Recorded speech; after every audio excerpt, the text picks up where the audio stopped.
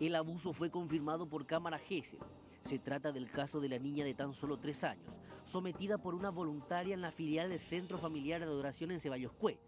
El procedimiento se llevó a cabo como anticipo jurisdiccional de pruebas, a solicitud del fiscal Víctor Maldonado, agente que lleva adelante la investigación.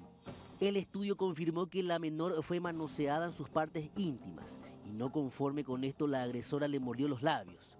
En momentos, la niña se bloqueaba omitiendo algunos detalles a la psicóloga. Sin embargo, en todo momento nombró a la tía como autora del crimen. Y mi nena estuvo jugando con la psicóloga forense, sí, con los juguetitos ahí, de entre ellos le entresacó, pero le costó muchísimo decir, ¿verdad? Una vez que ella se recuerda, le hacen recordar, ya ella decae totalmente, ya se bloquea, exactamente, así Pero mismo. finalmente esta cámara, este procedimiento confirmó que hubo algo. Confirmadísimo está, señor. Si bien las principales autoridades de la congregación, a través de un comunicado, manifestaron su apertura en colaborar con la investigación, hasta ahora, el pastor Lucio Soto no aportó datos sobre la identidad de las mujeres que ese día estaban a cargo de los niños. Es por eso que será intimado por el Ministerio Público. No, ninguna orden de captura por el momento, está bajo investigación todavía. Pero el fiscal le adelantó que podría... Que podría, pero él ya prácticamente, con el perdón de la palabra, quiso aquerellar al pastor directamente porque él está cubriendo muchísimo. Exactamente. O sea, hasta ahora nosotros lo que tenemos es la confirmación de que a tu nena la tocaron, ¿no? Sí, sí. Realmente que las autoridades de la iglesia siguen encubriendo el caso. Encubriendo y normalmente siguen como todos los sábados y los domingos el culto. Como si fuera que nada haya pasado. Como si fuera nada que haya pasado. En tal sentido, la desconsolada madre se dirigió a otras integrantes de la filial. Por favor, tía Bárbara, tía Teresa, yo casi 1 año y medio estoy con ustedes y le tengo muchísima confianza, ¿verdad? Ustedes que son la más antigua, por favor, si es que algo saben de esta tía, ¿verdad? La que vino de repente entre nosotras y hizo esta porquería, diría, por mi nenita, por favor. No encubran más y digan la verdad, por favor. Por favor, Lucio y Perla, por favor. Además del dolor por el cual está atravesando toda la familia, la mujer indica que está sin trabajo, pues está abocada netamente al cuidado de su hija. Es por eso que también apela a la solidaridad de la ciudadanía. No se despega en ningún momento, ya me perjudicó muchísimo. Yo perdí mi trabajo. Yo tengo cuatro niños y ellos dependían todo de mí. Pero la falta de trabajo y recursos son detalles menores para la sufrida mujer, pues ella solo espera que la justicia recaiga con todo su peso contra la mujer que abusó de su pequeña. ¿Qué tal? ¿Cómo están? Buenas noches, bienvenidos a nuestro espacio habitual de cada noche aquí por C9N, Puntos de Vista. Compartíamos este material de hace unos días de nuestros compañeros de prensa también y que hace mención a un caso que saltó a la luz pública a partir de la denuncia formulada por la madre de una criatura que habría sido víctima de abuso, de manoseo en un local religioso. Actualizando un poco el caso, señalamos que hay ya una mujer imputada por este hecho, por el delito justamente de abuso sexual en niños. La misma fue remitida a prisión por disposición judicial. La defensa justamente planteaba la revisión, planteando la libertad ambulatoria mientras se tramita la causa. La Fiscalía se opuso, el abogado Víctor Maldonado, que tiene el caso, y hoy esta tarde el juez Hugo Sosa Pazmor, eso es lo último, con relación a este caso específico, digo, el juez penal de garantía Hugo Sosa Pazmor ratificó la prisión preventiva de la imputada, no hizo lugar a la revisión planteada por la defensa. Saludamos a nuestros invitados de esta noche, la agente fiscal Karina Sánchez, de la unidad especializada en tratar justamente este tipo de hechos punibles en perjuicio de niños y adolescentes. Agente fiscal Karina Sánchez, buenas noches. Buenas noches, un placer estar aquí ustedes y compartir un poco la experiencia desde el Ministerio Público en este tipo de hechos que realmente impactan mucho y más aún cuando va saltando por los medios de prensa este tipo de casos. Realmente. También saludamos a Eduardo Sosa, él es director de Protección y Promoción de Derechos de la Secretaría de la Niñez y la Adolescencia. Buenas noches, ¿cómo le va? Buenas noches, Silvio. Muchas gracias también por la invitación. Un tema realmente triste, digamos que algunos pocos realmente saltan así por los medios de comunicación, pero hay que dar una cifra alarmante de casi más de 2080 denuncias en el 2016, digamos que entraron vía la Fiscalía. O sea, es una situación medio dramática realmente la que viven muchos niños y niñas y adolescentes en Paraguay, digamos. Prácticamente es un flagelo, fiscal, esta situación ya, en atención a los datos justamente que se manejan, y hay otros tantos que ni siquiera toman estado público. Sí, realmente la cifra mencionada aquí por el representante de la Secretaría de la Niñez es un porcentaje de las denuncias que ingresan, pero ¿y las que no? Por eso. Las que no, o sea, 2.000 casos al año es bastante alarmante, y hay zonas específicas en donde están establecidas que hay mayor cantidad de abusos de niños, como por ejemplo en Central, en Cordillera y otras zonas del país en donde realmente es alarmante la cantidad de denuncias que ingresan. ¿Desde qué momento, digamos, toma intervención el Ministerio Público en estos casos? El Ministerio Público toma intervención desde el primer momento, desde la denuncia. O sea, la denuncia puede ser realizada mediante la comisaría, directamente a la Fiscalía, o utilizando los números que son facilitados tanto por la Secretaría de la Mujer como de la Secretaría de la Niñez, donde se pueden hacer denuncias anónimas. Ese es uno de los motivos que muchas veces las personas no denuncian por el temor a represalias por los familiares, ¿verdad? Teniendo en cuenta que según datos e investigaciones realizadas, la mayor cantidad de abusos se realiza dentro del entorno familiar. Entonces es un poco esa cuestión, esa situación que hace más vulnerable a la víctima. Y las víctimas vulnerables aún también por su situación misma de menor.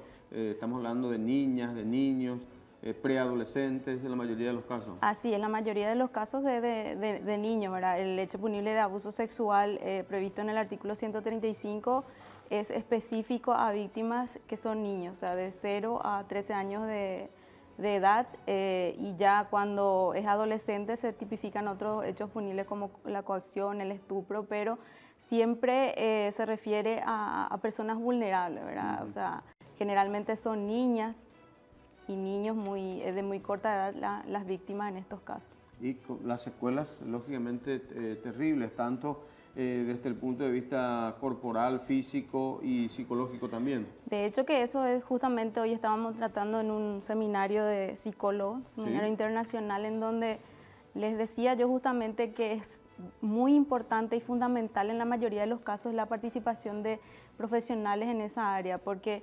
desde el Ministerio Público y desde la tarea que nos toca a cada funcionario dentro de la Fiscalía es tratar temas jurídicos, ¿verdad? Y sin embargo, para este tipo de hechos se necesita profesionales en ese ámbito, que son los psicólogos y trabajadores sociales, porque generalmente se utiliza el tema de que no hay, por ejemplo, solo abuso. Escuché hace unos días a alguien mencionar, no hubo violación, hubo abuso, ¿verdad?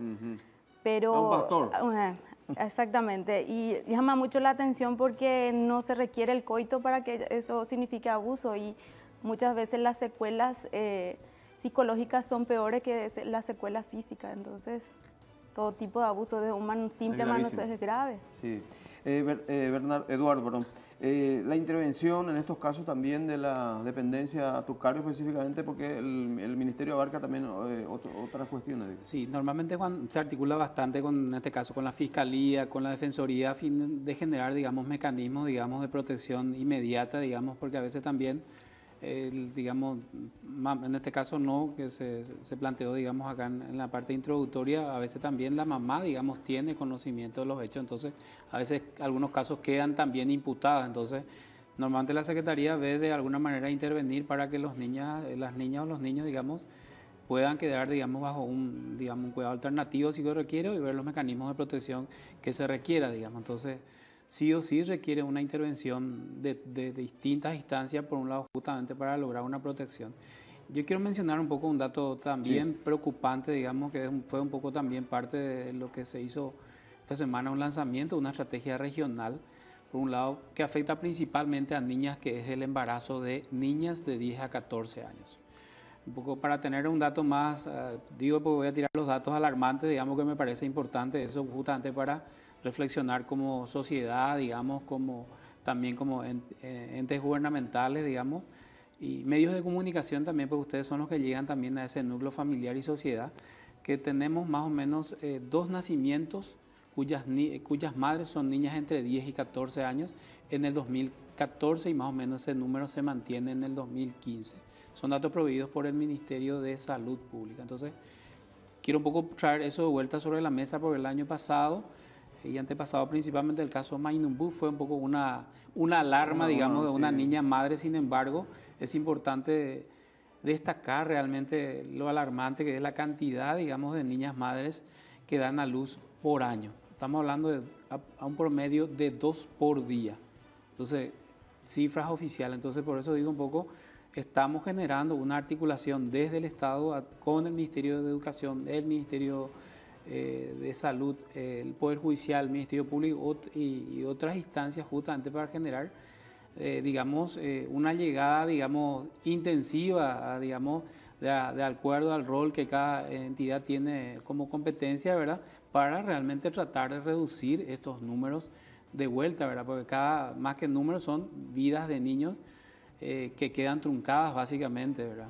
Sí, que le transforman totalmente a esta persona y a su mismo entorno familiar también, doctor. Sí, la verdad que un punto muy importante tocó acá el señor con respecto a los propios familiares, a las madres, por ejemplo, pero en ese sentido hay que hacer una evaluación integral porque muchas madres son víctimas de violencia, o sea, el hecho se produce dentro de un marco de violencia extrema en donde la madre no tiene esa capacidad de salir de esa situación de violencia y mucho menos ayudarle a los niños que son abusados, ¿verdad? Entonces, la mirada hay que hacerla de manera integral. ¿Qué estamos haciendo de por qué la madre no denunció? O sea, hay que hacer un estudio más profundo, no solamente procesar porque ella sabía, no tenemos que ahondar un poquito más, pero eso no significa que haya madres también que no tengan esa situación de violencia y que con el solo hecho de solapar a la persona, al autor del hecho, o sea, calla, ¿verdad? Entonces hay situaciones que hay que ver un poco también.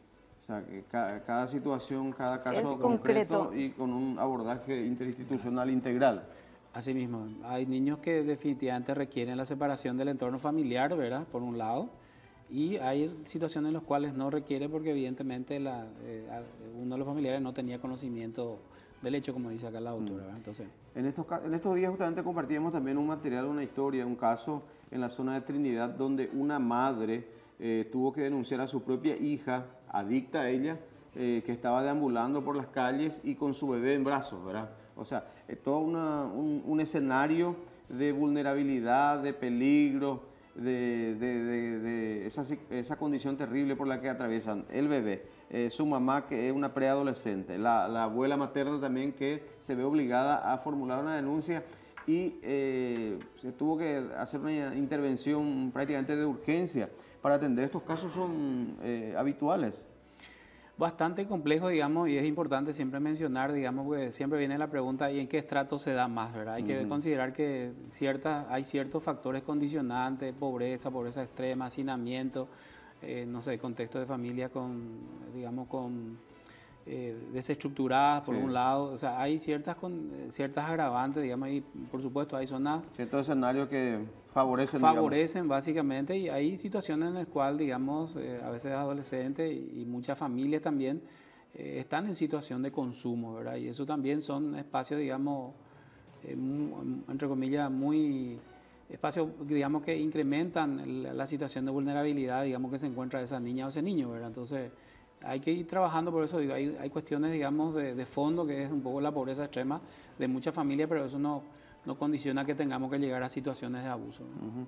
Y desde el punto de vista legal, nuestro ordenamiento jurídico, ¿cómo castiga o sanciona estos hechos punibles que tienen como víctimas a niñas o niños, doctora? Bueno, y tenemos el... Porque siempre se habla, siempre sí, se habla de que en el país se castiga con mayor rigor un hecho de abigeato, el robo de vacas, por ejemplo, que una violación o un abuso en perjuicio de una criatura. Claro, pasa que el artículo 135 ya fue modificado en el 2008, tiene un marco penal base que es de 3 años, que eso es lo que llama mucho la atención, el marco penal base, que es cuando hay manoseo y no hay coito, y va agravando hasta 15 años cuando es más, cuando la víctima es un menor de 10 años, pero son agravantes que también se pueden utilizar otros hechos punibles. Si se dan en el ámbito familiar, por ejemplo, se puede imputar por otros hechos punibles, entonces eso puede ir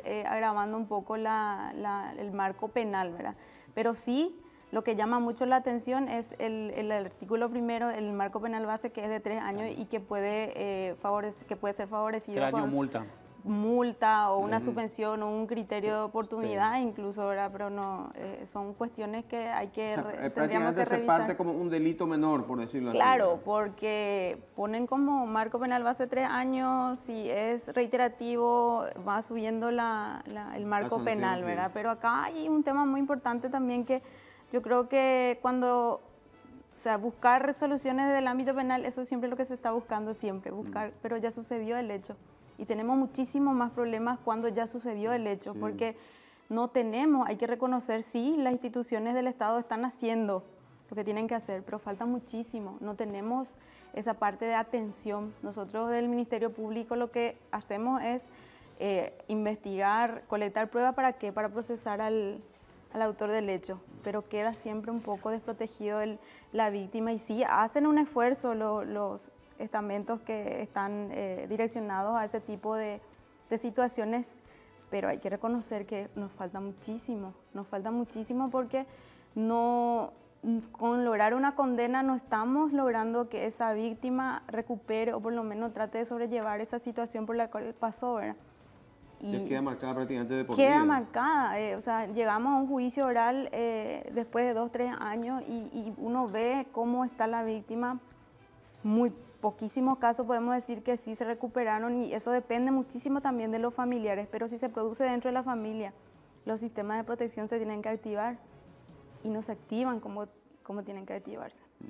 Y está el otro gran tema, que es la revictimización, también por la que pasan una y otra vez estos pequeños. Asimismo, el Ministerio Público en ese sentido ha elaborado protocolos y guías para los funcionarios, para tratar de atender de la mejor manera. No digo que seamos perfectos, sí, también hay algunas falencias, pero estamos tratando con esos protocolos de evitar esa revictimización. Se van habilitando cámaras GESEL en la institución para facilitar que la víctima declare en cámaras GESEL, evitar que sea revictimizada en un juicio oral y público. O sea, hay un compromiso institucional en ese sentido. También estamos trabajando un poquito en prevención, también no es nuestra labor, pero es como una política institucional también.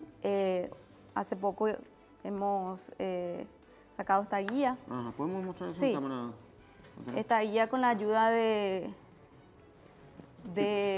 centro de entrenamiento. Sí. La licenciada Nancy Ovelar es la que llevó a cabo este pedido que yo había realizado cuando estaba como fiscal en la ciudad de Emboscada, y la cantidad de abuso me llamó muchísimo la atención. Cordillera. Entonces había realizado una investigación en ese sentido y era alarmante, y también se pudo ver la necesidad de los alumnos de los colegios de conocer un poco más. Entonces trajimos la propuesta desde la Fiscalía al centro de entrenamiento, y hoy día contamos con esta guía para ayudar un poco en la prevención, o sea, salir un poco. ¿Qué aspecto, por ejemplo, contempla así? Esta guía está dirigida a niños, a padres, a adolescentes y a profesores. ¿Qué es lo que queremos? Y a periodistas también, porque muchas veces nosotros caemos también. Y a todos. Realmente es conocer un poco qué es el aspecto general, el aspecto psicológico, y llevar un poco estos conocimientos a los colegios. La educación es fundamental para este tipo de hechos. La prevención tiene que ser el eje fundamental en este tipo de hechos, porque cuando ocurrió el hecho tenemos 1000 problemas más. O sea, lo que gastamos en prevención no será nada comparando con lo que tendríamos que gastar en la atención, porque no se le recupera a una víctima, no se le recupera como debe ser, y muchas veces va cayendo en otros tipos de hechos como la trata de personas. Sí, también. Y generalmente las víctimas de trata de personas tuvieron en algún momento episodios de abuso. Entonces, si no se le recupera a la víctima, en ese momento, mañana le podemos tener que está altamente vulnerable a caer en este tipo de hechos. Prostitución, trata, es una cuestión que... Muy compleja. Complejísima. Ahora bien, estábamos hablando de la necesidad de un abordaje interinstitucional y también de distintos profesionales, psicólogos, psicólogas, trabajadores sociales. A nivel de Secretaría de la Niñez, ¿se cuenta con estos profesionales a la hora de abordar esta problemática? Sí, digamos, la Secretaría de la Niñez, como dijo hace rato la doctora, tiene el 147, que es donde la gente va, digamos, recurriendo, y en ese estoy muy optimista que las campañas que hicimos conjuntamente con todas las instituciones también va dando su fruto. De 3.000 llamadas que se recibían en el 2013, el año 2016 cerró con 22.000. Eso no significa tal vez que haya aumentado los casos, sino que la gente se está animando, ¿verdad? Que es importante. Algo positivo. Y como dijo la doctora también, lo que vemos todavía, el famoso, digamos, voy a usar un término guaraní, que dicen, ese problema maraña meteta, ¿verdad? Sí, o sea, un familiar o incluso vecino, ¿verdad? Tenemos situaciones hechos... Problema araneíse. Exacto, ¿verdad? O sea, tenemos episodios trágicos, por ejemplo, el caso de la adolescente Carolina Marín, por ejemplo, de Vaquería, ¿se acuerdan que fue el año pasado? Que está en pleno juicio oral el caso. Exacto, está en pleno juicio oral el año pasado.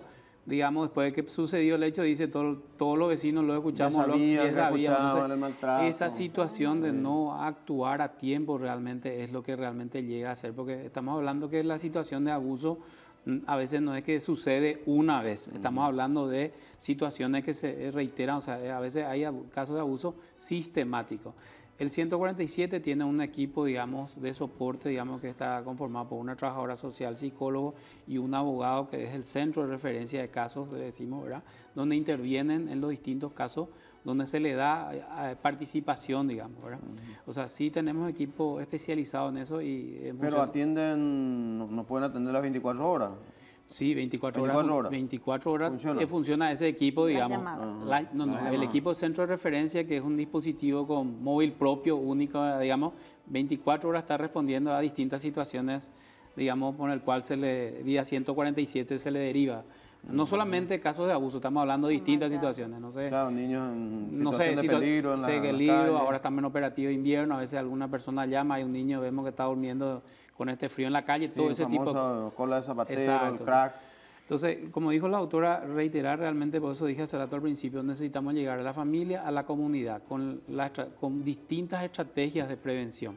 O sea, si llegamos con una situación de embarazo, como mencioné hace rato, ya llegamos tarde. Ahí lo que hay que generar son que el dispositivo de salud esté disponible y los programas de atención posterior, digamos, a esa niña con su bebé, ¿verdad? Porque esa niña va a tener un bebé que hay que, de alguna manera, darle protección. Y que va a transformar su vida por completo. Que transforma su vida, digamos, si tiene 10 o 11 años, transforma su vida, porque estamos hablando de proteger a 2 niños simultáneamente. Entonces, llegamos tarde. Entonces, insisto, necesitamos llegar con distintas estrategias, digamos, de prevención, ¿verdad? A través de las escuelas. Esta estrategia va a incluir distintos mecanismos de llegada a nivel escolar.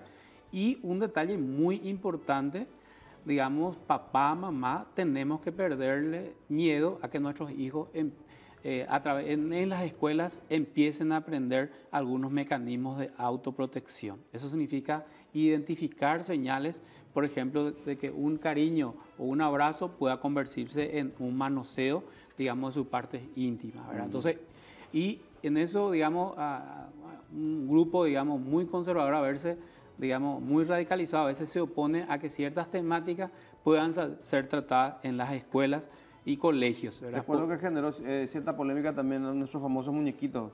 También, ¿verdad? Aquellos, sí. Claro, pero ¿Por qué pasa eso? Porque nosotros, papá, mamá, no somos capaces de hablar con nuestras hijas e hijos, ¿verdad? Entonces tenemos que generar ciertas habilidades, digamos, de poder hablar con nuestros hijos, y los que no puedan hablar, por supuesto, aprovechar la escuela o los centros de salud, las unidades de salud de la familia que tienen, digamos, funciones también de consejería, digamos, ¿verdad? La Universidad de la Salud de la Familia tienen los promotores comunitarios que llegan familia por familia, ¿verdad? Y el Ministerio de Salud está incrementando esta llegada más territorial, más al núcleo comunitario, digamos. Entonces, por eso insisto mucho, felicito un poco también a la Fiscalía, digamos, de entrar también a trabajar en algo que realmente no es su competencia directa, que es natural, digamos, no es, ¿verdad? Pero como bien dije también al principio, creo que es una responsabilidad de todas nuestras instituciones, y creo que, como dije, como sociedad nos tiene que interpelar, digamos, estos números que no son simples números, son niños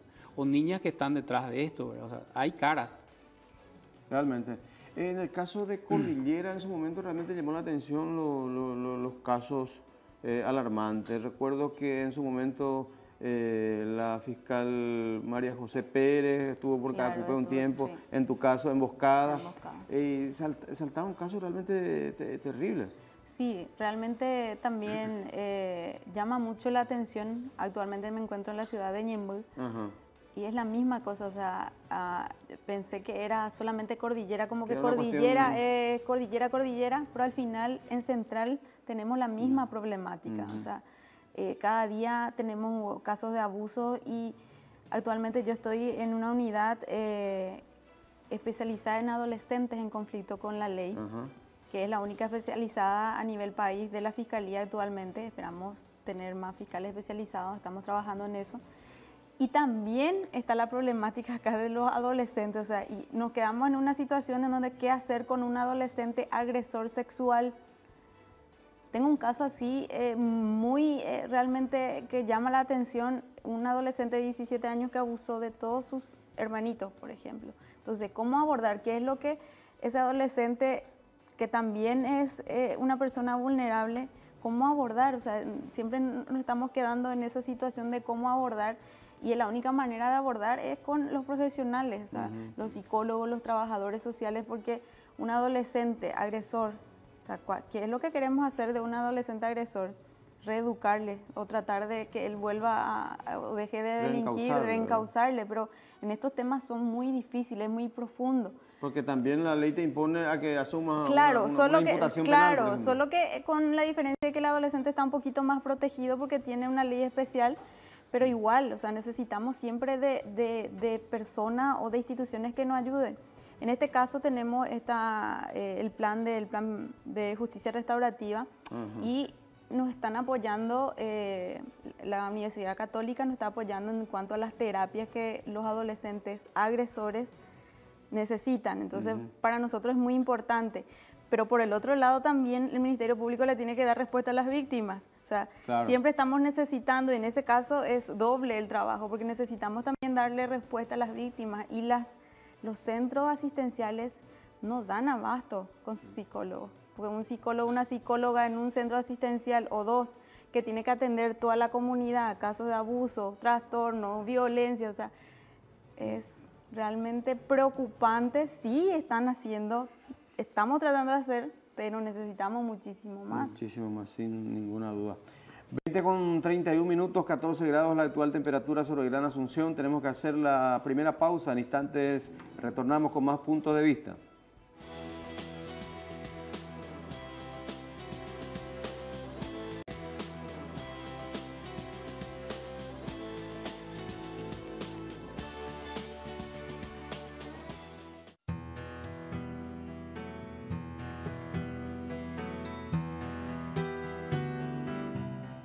De solo 13 años se convirtió en madre. La menor fue atendida en el centro de salud de Upané y dio a luz a un varón.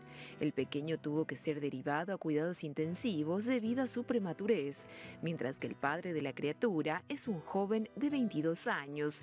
El mismo fue imputado y hasta el momento se desconoce su paradero. Ella ya ingresó al servicio con inicio de trabajo de parto, ya con dilatación completa, sin ningún control prenatal. Ya No hizo ningún control prenatal, es más, ella ocultaba su embarazo a la familia, en este caso a su hermana. ¿Ella tiene una hermana mayor? Ella tiene 2 hermanas mayores, sí. ¿Padre ya no tiene? Ella es huérfana. La niña es huérfana y tengo entendido que el padre les abandonó.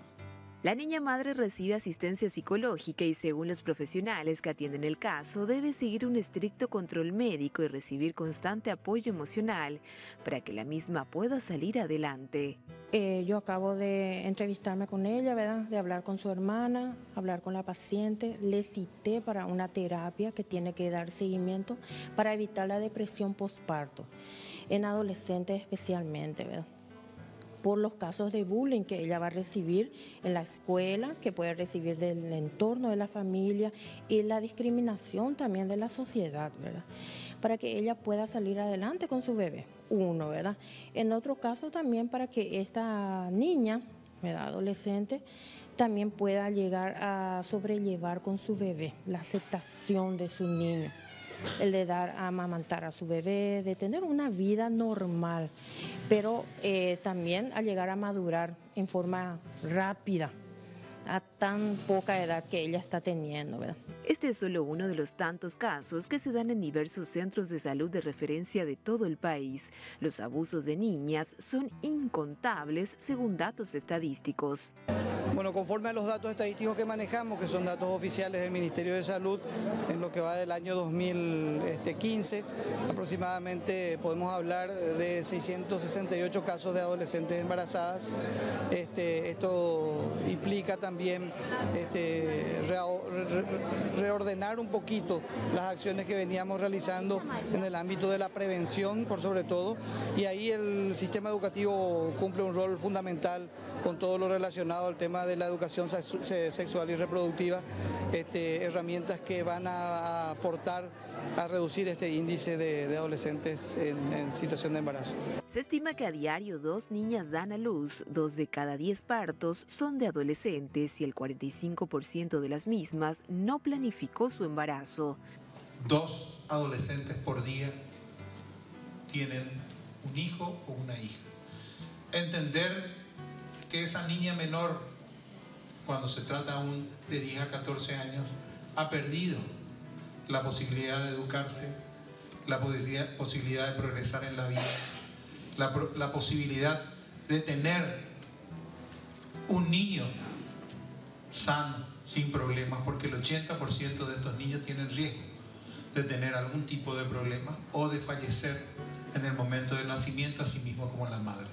Autoridades de salud, de educación y de la niñez buscan estrategias para tratar y, por sobre todo, prevenir que más niñas se enfrenten de forma precoz y sin la madurez necesaria a la maternidad.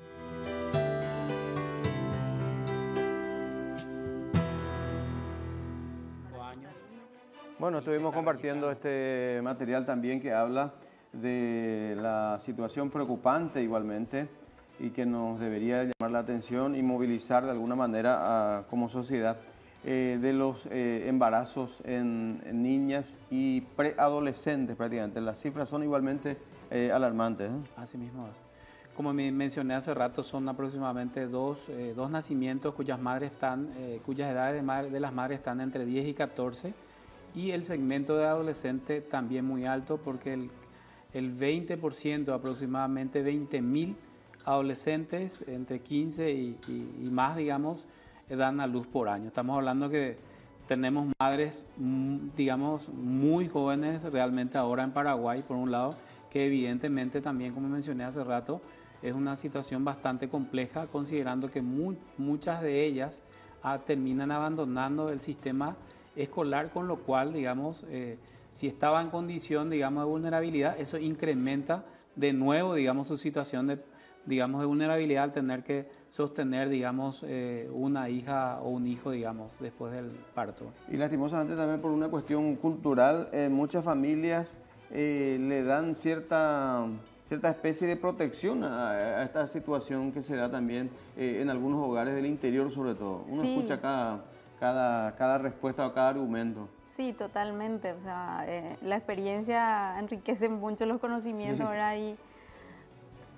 no sé si es bueno o malo eso, ¿verdad? Tener tanta experiencia en este tipo de hechos, pero la verdad que llama mucho la atención y uno se sorprende cuando escucha, cuando una madre o una abuela, una tía, que no importa si es niña, o sea, es natural que tenga relaciones sexuales y si está embarazada, bueno, que se haga cargo el abusador o el agresor, o sea, esa concepción que se tiene de que la mujer tiene que estar nomás al servicio del hombre es algo realmente que facilita que se cometan este tipo de hechos.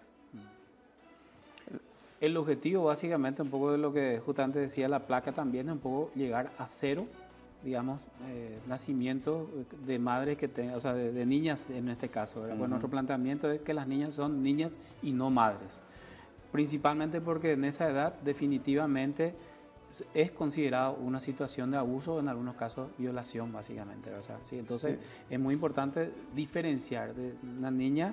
Es niña hasta los 13 años, a partir del 14 es adolescente según el marco legal y nosotros consideramos que son situaciones de abuso cuando se producen este tipo de situaciones, ¿verdad? Y a propósito, para tratar de evitar, decía el ministro Antonio Barrios también, esta semana un segundo embarazo en esta franja etaria, por decirlo así, es que se habla de la posibilidad de un nuevo método anticonceptivo, ¿no? Bueno, nuevo, es decir, en nuestro país, ¿verdad?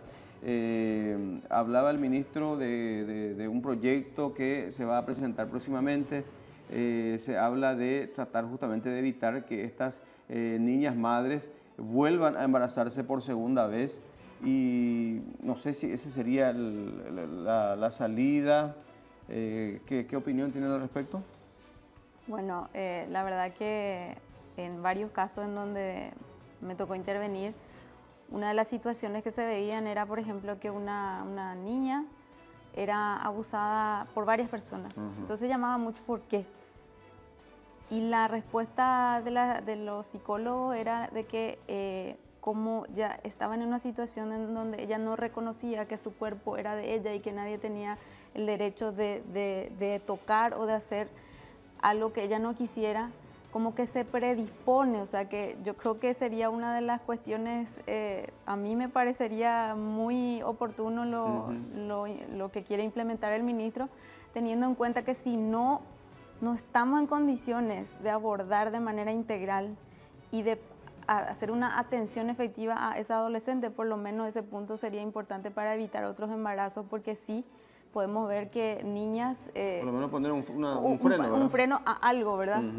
A un aspecto de la por lo menos para que, porque también los niños que van naciendo de esa niña se ponen en una situación de vulnerabilidad y también pueden ser objeto de hechos de este tipo, ¿verdad? O sea, el tema es que es una cadena que si no atendemos de la manera que tenemos que atender, de una manera integral, es una cadena. Esos niños después van a estar en un sistema de maltrato, un sistema de violencia y sí, van cayendo también en este tipo de hechos porque, o sea, si no se corta esa situación, siempre vamos a estar en ese círculo que nunca acaba. Ahora, la Secretaría, ¿llega realmente a nivel país o nos centralizamos en Capital y Gran Asunción?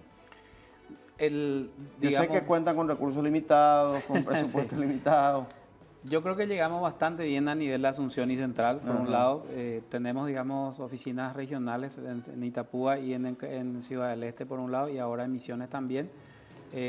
Pero sí, como dijo la doctora, falta muchísimo. Pero sí, realmente en este tiempo hay que reconocer que muchos intendentes entendieron que su rol también no es solamente los empedrados y los puentes, ¿verdad? Voy a hacerlo muy bien porque... Sí, famoso ya por ser empedrado. Porque creo que se olvidaron todavía de leer, me parece, la parte donde la Ley Orgánica Municipal, la nueva, donde tiene competencias en materia de niñez, aparte de lo que ya le establecía el código, ¿verdad? O sea, donde tiene acciones mandatorias, por un lado, y casi todas las intendencias realmente reciben de alguna manera recursos que no son los propios, sino reciben Fonacide, royalties, pero a veces yo creo que tenemos que ver un poco también de ir priorizando estos temas. Y las CODENI, ese es otro gran tema. Justo eso, estaba pensando en eso. En las CODENI las CODENI te atienden si te vas a hacer determinada hora, una funcionaria, si tenés suerte, te dicen no está la de directora. 254 municipios, 212 tienen hoy CODENI. Bien o mal, se incrementaron. El año pasado creo que había más de 130, no más de 130 municipios realmente lo tenía, ¿verdad? Porque ese, digamos, ese es el brazo más... El brazo operativo, y digamos, que está más próximo a la que está más gente. próximo a la familia, y por otro lado que tiene competencia en función a lo que establece el código, ¿verdad? El Código de la Niñez le establece las competencias y justamente es en la línea de prevención, consejería, por algo se llama consejería, digamos. Pero los Indepios y Cuey y aplican realmente lo que tienen que... Por eso, como te dije, Silvio, hubo algunos intendentes que entendieron, digamos, algunos después de pasar ciertas situaciones completas acá también, donde la gente también se va animando más a reclamarle a su intendente, ¿verdad? O sea, no te sirve nada, como digo, tener lindos caminos cuando tenés el mayor número, digamos, de embarazos de niñas se dan en tu municipio. Yo te diría vergüenza en ese lugar, ¿verdad? Creo que a ese nivel, digamos, también tenemos que trabajar nosotros los ciudadanos, ¿verdad? Independientemente de que cumplamos un rol en este momento público, también somos parte de una sociedad. Entonces, creo que tenemos que entender un poco a quiénes nos servimos, y yo siempre digo, y lo voy a seguir diciendo, no solamente nos debemos a las personas que votan, los niños son parte integrante, me parece, de nuestro municipio. Sin lugar a dudas. ¿Cómo está Codeni y Ñemby a propósito? Sí, tenemos una persona que trabaja y solo que falta más. Falta más porque es reactivo es. Las Codeni que existen y que tienen algún funcionario son reactivos o funcionan como lugares para hacer acuerdos de prestación alimentaria, algunas cuestiones, pero la Codeni tiene una función fundamental. O sea, maravilla, tenemos nuestra ley. Sí. Si se llegara a cumplir la mitad de lo que se establece el sistema de protección del Código de la Niñez y la Adolescencia. Porque se establece todo un mecanismo. No, es bellísimo, solo que al bajar a la realidad no funciona de esa manera. Las Codeni, las que existen, son reactivas, pero tienen que trabajar en la prevención. Ellos están para eso, los consejos municipales.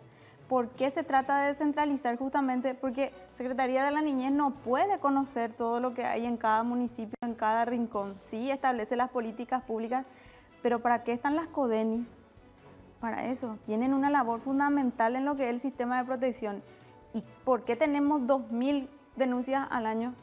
Porque el sistema de protección no está funcionando y no están bajando las denuncias. O sea, celebramos por un lado de que la gente esté confiando en las autoridades al hacer la denuncia. Perfecto, pero también deberíamos celebrar en algún momento que eso vaya bajando o hagamos algún tipo de programa o alguna cuestión que eso facilite para que vaya mermando. O sea, ¿cómo conseguiremos que la cantidad de embarazos, o sea, lo ideal es que no exista, pero Cero. ¿cómo? ¿Cómo? Tengo entendido que hay un proyecto de ley en donde las Codenis pasarían a la Secretaría de la Niñez, no sé si estoy equivocada. Sí, hay varios proyectos justamente. Hay distintos proyectos, digamos, pero hay un comité especial donde integra el Ministerio Público, el Poder Judicial, donde está tratando de actualizar, entre comillas, o ver un poco los mejores mecanismos para llegar, digamos... Armonizar un poco. Armonizar un poco y ver de qué manera podemos ser más eficientes, como dijo la autora, en nuestra llegada territorial, ¿verdad? O sea, eso lo ideal es que podamos llegar bien a través de los municipios, por un lado, porque es como digo, insisto, es la instancia natural, digamos, de una comunidad, es su autoridad, es elegido, digamos, porque nosotros como medios también recibimos permanentemente denuncias de gente que dice, sí, me fui a Codeni y no me hicieron caso, me fui al juzgado de paz, me dice que tengo que irme a la policía, me voy a la policía, me dice que no, me tengo que ir a la fiscalía. O sea que no hay una articulación real de las instituciones y al final la gente queda sin, o se cansó de ir y venir. Así mismo, lastimosamente es así. Por eso siempre estamos en los lugares donde me toca estar, trato de establecer esas redes, tenemos que conocernos las instituciones que estamos. O sea, y trabajar de que esos pocos recursos que tenemos, hacerlo funcionar de la mejor manera. Y la única forma es establecer redes y que cada uno asuma su responsabilidad. Y tampoco está mal enfocarnos un poquito más, o sea, salir un poquito más de nuestra comodidad y tratar de ayudar. O sea, desde el Ministerio Público nosotros tenemos ese conocimiento terrible, pasamos. Hay días que uno sueña, tiene pesadillas de tantas cosas, un hecho de abuso a uno le llega, pareciera ser que ya somos autómatas y ya no nos interesa, pero en realidad sí afecta muchísimo. Y entonces hacer un poquito más, o sea, buscar llamar. Esta, por ejemplo, es una iniciativa que yo también celebro que las autoridades de mi institución siempre estén apoyando, porque de otra manera no podríamos hacer esto, ¿verdad? Entonces haya un apoyo total en este tipo de iniciativa y es una manera de hacer un poquito más de lo que nos corresponde, y porque el tema del abuso es una responsabilidad de todos somos responsables. Así como en su caso, doctora, hay adolescentes abusadores, también se han dado muchos casos de personas de la tercera edad cometiendo estos hechos. Así mismo en perjuicio de familiares o de... Así mismo es, así mismo. Justamente un caso que realmente me impactó bastante, una niña que fue abusada a los 7 años. Por eso el tema de los abusos generalmente se da en manera continua, muy pocos casos que se dan que un abuso, o sea, genial sería que en la primera manoseada, digamos, ya se descubra, ¿verdad? Pero no en todos los casos, generalmente se hace en forma sistemática. Esta niña había sido abusada por el abuelo, ya de más de 60 años, el tío, 50 y tantos años, y el primo, o sea, dentro de una familia por varios años, hasta que ella a los 14 años iba a hacer su confirmación.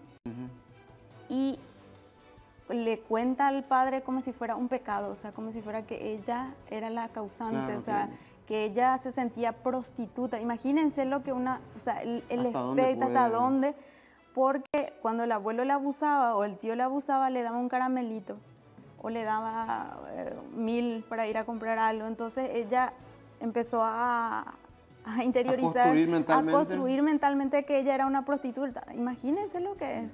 O sea, y en una situación extrema, que ella como un pecado esté comentando una situación vivida por 6, 7 años, siendo víctima de situaciones que no quisiéramos que ningún niño o adolescente pase.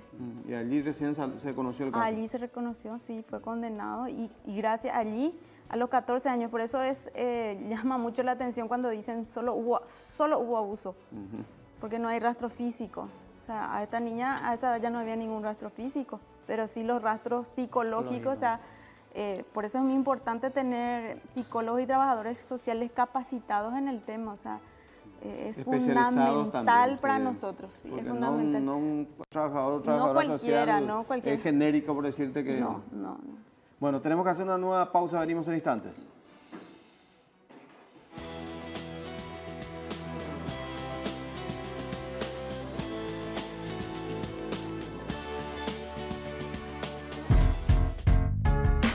Hola. Uy, ya llegaste. Bancame, que en 5 estoy. Nueva Cicatricure Beauty Care. Una crema, 5 cuidados. 1. Hidrata por 24 horas. 2. Igual al tono. 3. Previene líneas de expresión. 4. Controla el brillo. 5. Protege del sol. Así de fácil y sin gastar una fortuna. Nueva Cicatricure Beauty Care. Tu toque beauty todos los días. Asepsia se usa así.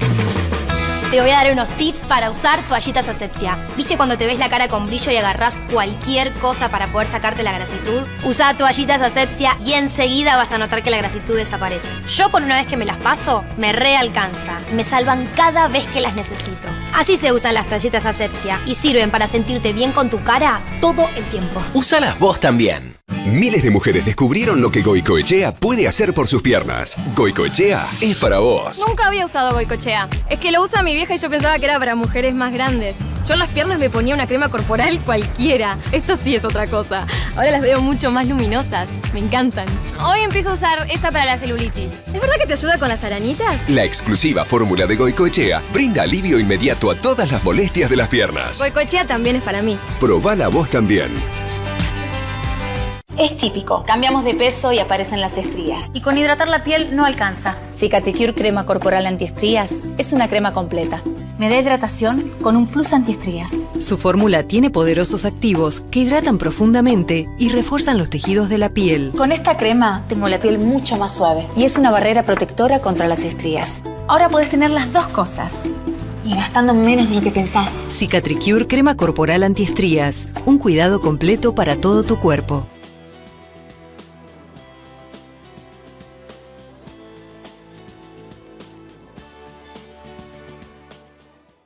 Ya en la parte final de nuestra programación de hoy con la fiscal Karina Sánchez y también con Eduardo Sosa de la Secretaría de la Niñez. un redondeo un poquito de todo lo que estuvimos señalando y sobre todo un mensaje a los padres, doctora. Bueno, a los padres fundamentalmente hay que hablar con los hijos. Necesitamos hablar con los hijos y explicarles situaciones que muchas veces nos cuesta un poco hablar, ¿verdad? Pero es fundamental el que el niño conozca sobre los derechos que tiene sobre su cuerpo, sobre esa situación de que su cuerpo es suyo y que nadie tiene el derecho de ir más allá, y hacerle entender qué son esas caricias buenas y las caricias malas. O sea, hay que hablar a los responsables de las instituciones educativas también. Es un lugar en donde generalmente los profesores, donde los niños están más en contacto con los profesores, tienen que hablar del tema, tienen que hablar y dar un espacio. Dar un espacio para que estos niños tengan conocimiento de este tipo de hechos y también encuentren un lugar en donde puedan denunciar en el caso de que sean víctimas. Eduardo.